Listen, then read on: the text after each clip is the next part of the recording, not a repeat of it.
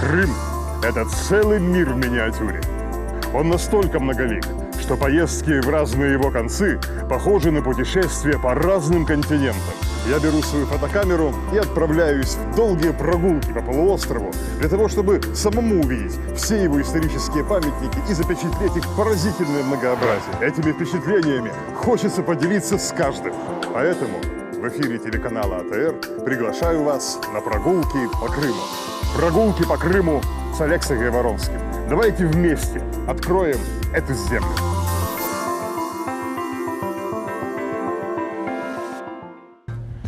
В сегодняшней передаче мы завершаем знакомство с Бахчисарайским ханским дворцом.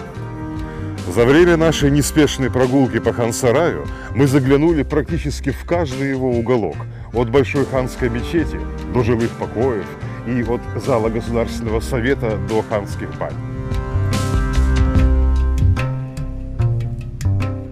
Мы посетили даже те комнаты Хан-Сарая, в которые сейчас не заходит ни один турист.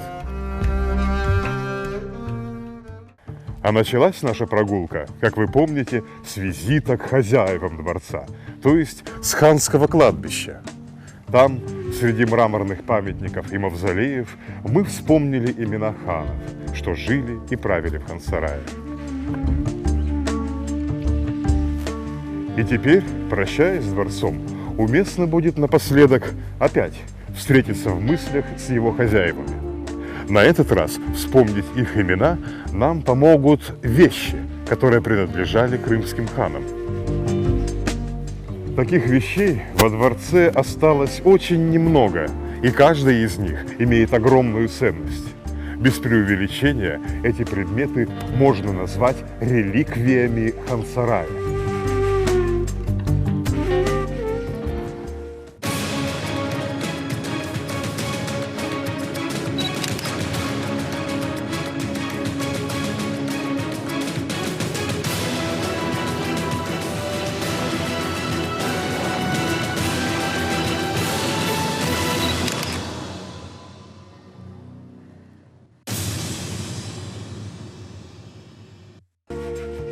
Быт крымских ханов не был лишен удобства и роскоши.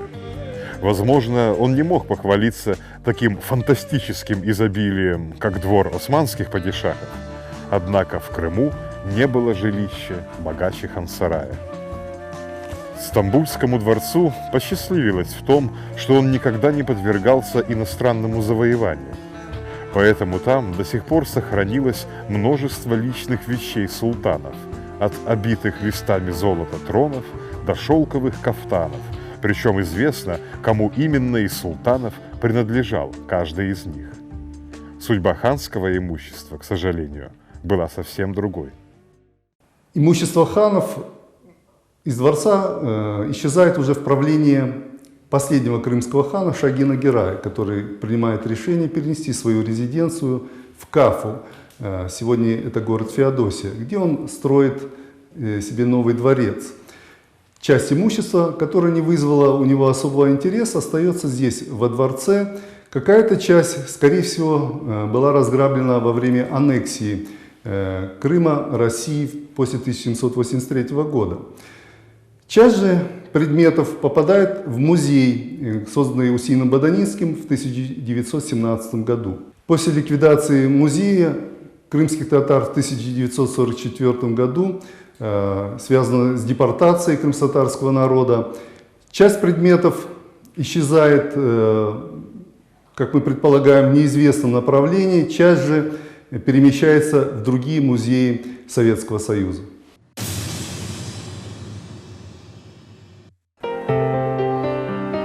Но даже несмотря на эти потери, во дворце все еще остается несколько предметов из ханского имущества. Для того, чтобы увидеть их, мы войдем в фондовое хранилище Бахчисарайского историко-культурного заповедника.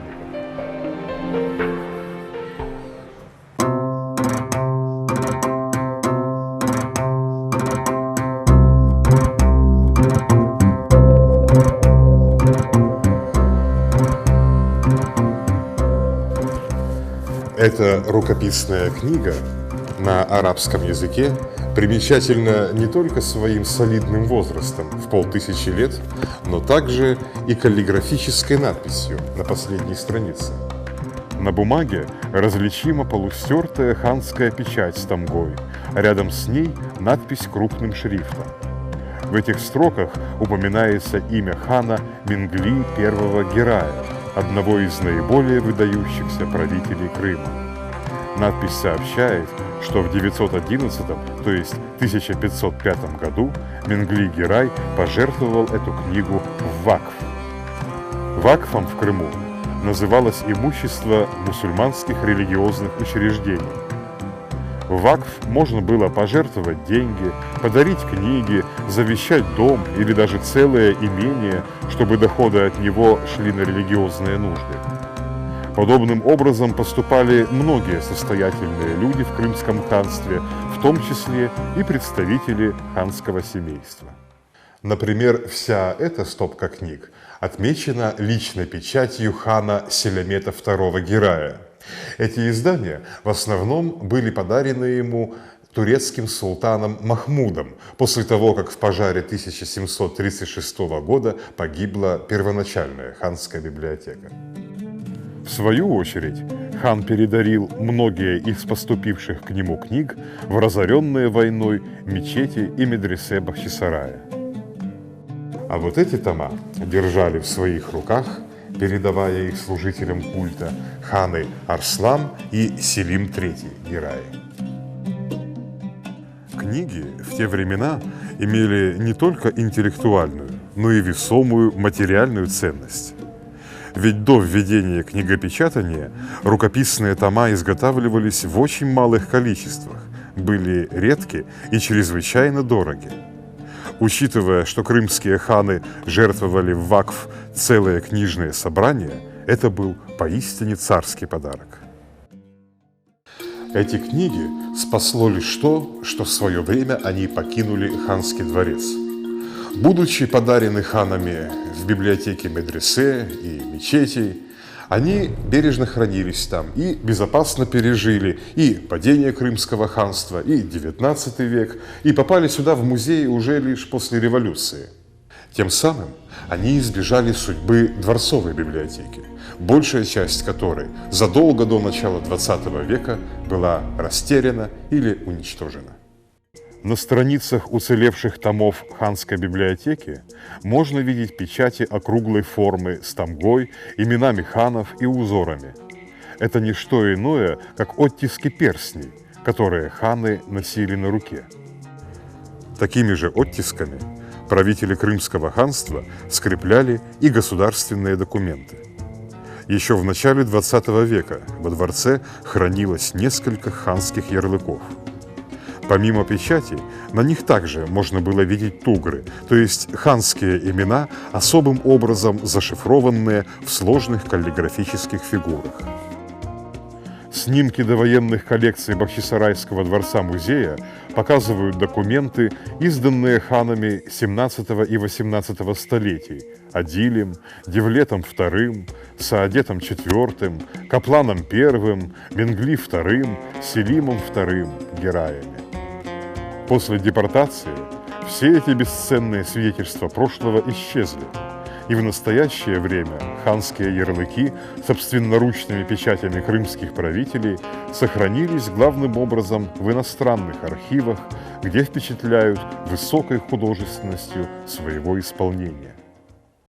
Отдельные вещи сохранились и из числа предметов ханского обихода. Например, этот изящный бронзовый подсвечник украшен гравировкой с именем хана Сахиба II Герая, сына Ахмеда Герай-Султана, и датою 1188, то есть 1774 год. Этот хан правил в 1770-х годах и являлся родным братом Шахина Герая, последнего из ханов, что проживали в Бахчисарайском дворце. Один из исторических источников сообщает, что во время обеда крымским ханам подавали блюда на стол на 50 серебряных мисках. И хотя ни одна из них не сохранилась, два медных изделия из дворцового буфета все же дошли до наших дней. Это, во-первых, луженая чаша, у которой на обратной стороне начертано имя Каплана Гирай-хана. Второй предмет – это большой медный поднос диаметром около метра. Будучи водружен на деревянную подставку, он превращался в столик, на котором слуги сервировали ханский обед. То, что за ним обедали ханы, не вызывает сомнений, поскольку на краю этого подноса можно прочесть чеканную надпись с именем Селямета II Гирая и датою 1152, то есть 1740 год.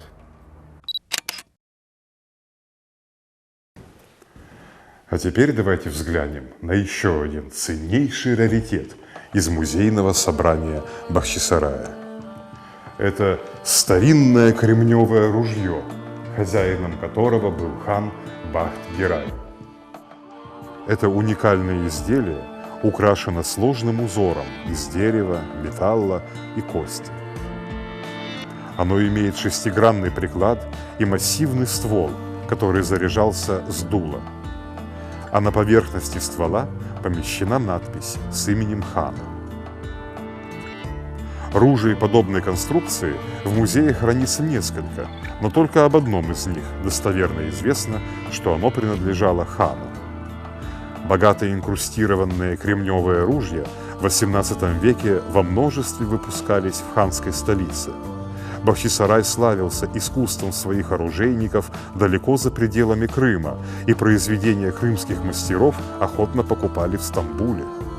Крымские ружья ценились выше турецких, и потому стамбульские умельцы порой подделывали их, ставя на стамбульские изделия бахчисарайские штампы, чтобы выгоднее сбыть свой товар. Бахт-Гирай, владелец этого ружья, был сыном знаменитого хана Кырыма-Гирая. Ханом Бахт-Гирай был провозглашен в Стамбуле в 1789 году, когда Крым уже 6 лет как находился под властью России. Дело в том, что на дальних подступах к полуострову все еще продолжалась борьба России и Турции за Крым, и османский султан все еще назначал сюда ханов в надежде, что им удастся вернуться к власти. Получив ханские полномочия, Бахт-Гирай пытался пробиться через линии русских войск с Днестра в Бахчисарай, но этого ему так и не удалось. Потому власть Бахта-Гирая распространялась лишь на Буджак, приморские степи между Днестром и Дунаем. Затем, когда султан официально признал потерю Крыма, Бахт-Гирай-хан сложил оружие и отправился доживать свой век в Османской империи.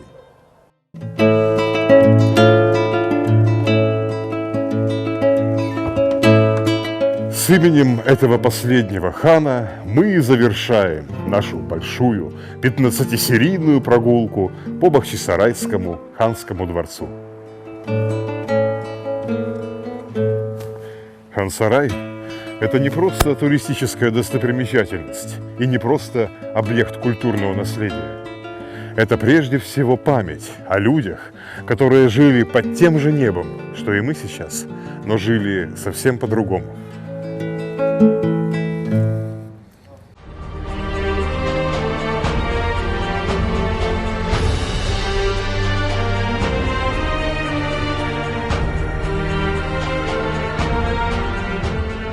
В свое время я много лет проработал в этих стенах, но Хан-сарай по-прежнему не перестает удивлять и восхищать меня.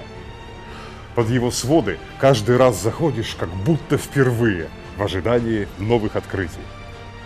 И я на своем опыте знаю, что гордиться великим прошлым Хан-сарая вполне способен не только тот, чьи предки испокон веков жили в этой стране и творили ее историю, но и любой человек в мире, который по-настоящему понял и полюбил Крым.